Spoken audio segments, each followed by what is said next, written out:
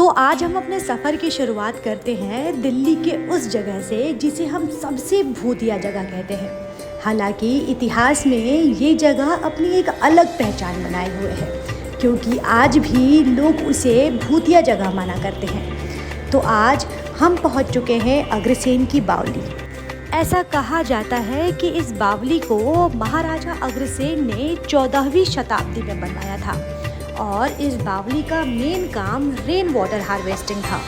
लेकिन जैसे जैसे समय बीतता गया वैसे वैसे इस बावली की प्रसिद्धि बढ़ती गई और लोगों ने इसे लेकर कई तरीके की बातें करनी शुरू कर दी। कईयों के मुंह से तो हमने ये सुना था कि अरे इस बावली पे करीब 4 के बाद मत जाना।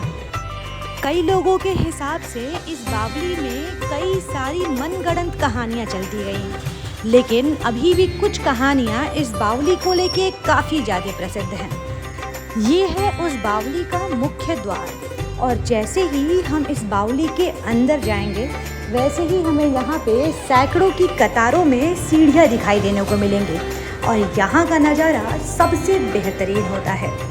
इस बावली पे पहुँचने का सबसे बेहतरीन समय सुबह का होता है, क्योंकि यहाँ पर आपको बहुत कम भीड़ दिखाई देने को मिलेगी और आप यहाँ पे आसानी से चीज़ों को एक्सप्लोर कर सकते हैं।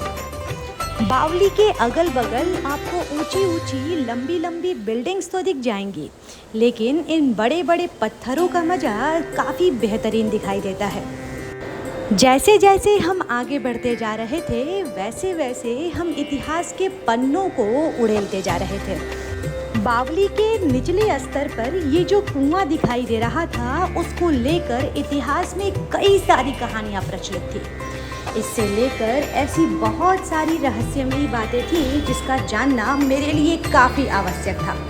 इतिहास के पन्नों में इस जगह को ऐसा कहा जाता था कि ये सबसे रहस्यमयी जगह थी, क्योंकि ये पानी बावली में लोगों को अपनी तरफ आकर्षित करता था। अब इस रहस्यमयी कुएं की क्या सच्चाई थी और क्या नहीं हमें ये तो नहीं मालूम, लेकिन इतिहास के इस पन्ने को पढ़ने में काफ़ी मज़ा आ रहा था और यहाँ से हटने का मन तो बिल्कुल भी नहीं कर रहा था।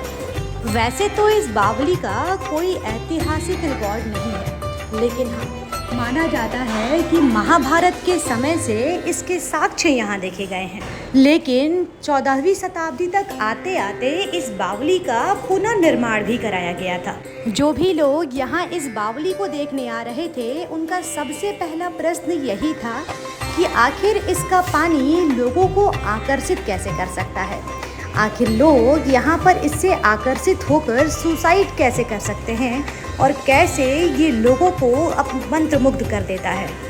उन पन्नों को खंगालने की कोशिश तो शायद हमने भी की थी, लेकिन हमें भी कोई ऐसा सटीक जवाब नहीं मिला कि आखिर इस पानी में ऐसा कौन सा राज छिपा हुआ है जिससे लोग काफ़ी आकर्षित होते हैं।